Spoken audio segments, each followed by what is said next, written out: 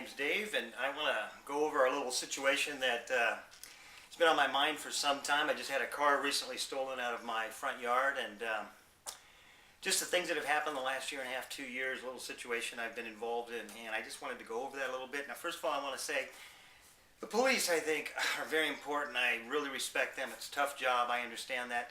I think that we totally need these people, and should we give them the respect, those that are doing their job, and not some of these other areas for revenue enhancement. That's what we need to do away with, and then maybe we can take care of the real problems out there. So I just told you my car was stolen, and I want to go over, like I said, what happened last year and a half, 2 years. About a year and a half, 2 years ago, my car got broadsided. Got broadsided by an illegal immigrant with no car insurance, okay? Now, I met with the young man afterwards. He brought his mom out. They said that they would pay for it, that they were going to take care of the problem. Met the mother. She talked like she did. I talked to her on the phone a couple times. Then they changed her number, did all the things they could, moved, did whatever. Couldn't get a hold of them. Called the police. The police, I told them that we had an illegal immigrant. I know that doesn't matter. That's not a problem. But they were driving without insurance, and that is against the law. Now, they told me they couldn't do anything. So you can see my frustration. Fortunately, I had an uninsured motorist. I ended up paying for it. Sure, my insurance went up as a result of being in an accident. Not my fault at all. A person ran a stop sign and just broadsided my car. Could have killed somebody for that matter, but no big deal. Like I said, met his mother, and I got to say this. If she is any, what do you want to say, a representative of the country, what a despicable group of people. I mean, unbelievable, just to look at you like that and lie right to my face. And I tried to go out of my way to assist these people. I'm just blown away. So, have that situation happen, and then nothing can be done for my car. Fortunately, like I said, I had uninsured motorists, took care of my problem as best I could. I then had to get a new car, payments, even though that car was pretty much paid for. I was right there. Instead, I have to go out and restart all over again because of the situation. Then, I'm driving in Riverside, coming home from work. I get pulled over for not wearing a seatbelt by Officer 282 in Riverside. He pulls me over, going in an opposite direction. He sees me, he says, he turns around, he comes and gets me about a half a mile up the road. I ask him why he pulled me over. He says, I'm not wearing my seatbelt. Now, my seatbelt is on. I drive a Chevy Trailblazer. Seatbelt originates from the chair, from the seat itself. It doesn't originate from up here. He said that he saw my seatbelt up there and so therefore wrote me a ticket. I decided to take it to court. Not only was the officer not the most professional on the street, there was a little bit of this, how dare you even question me. Well, I took it to court. Officer showed up. He said his piece, I said mine. I basically told him how I could understand how he wouldn't see it. I wasn't asking for my money back. That's what I told the judge when I went to court. I just wanted to let him know that you cannot see my seatbelt, and I don't want to keep getting pulled over for this. The police officer once again reiterated that he did see my seatbelt. He saw it when he went by. He saw that I wasn't wearing it.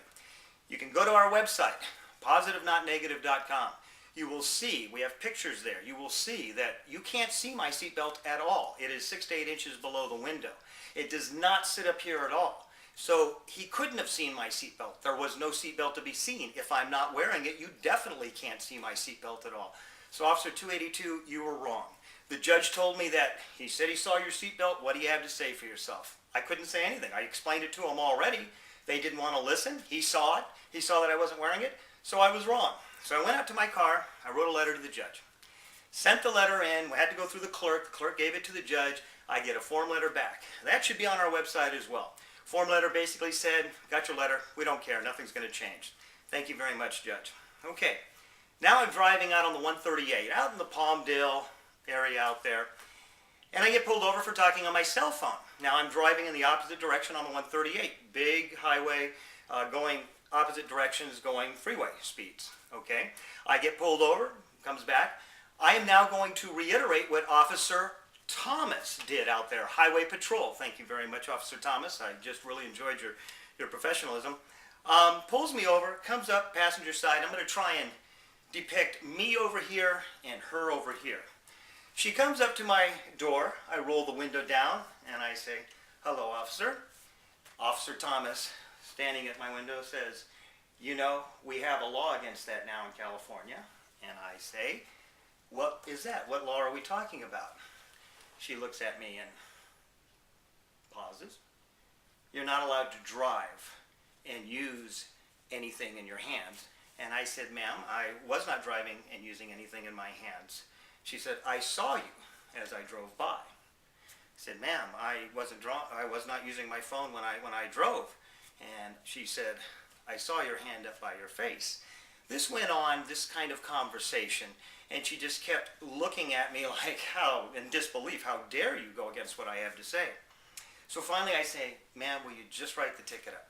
Please, Officer Thomas, write the ticket up. I did not know her name at the time, so I said, please, officer, write the ticket up. I stayed polite. I did not get out of hand at all. I knew I didn't have my cell phone, but I really couldn't do anything. I offered her to look at my phone. As you know, you can see this if somebody's used their phone or not.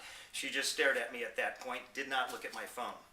I then said, please write me the ticket so I can go. I still had a ways to go.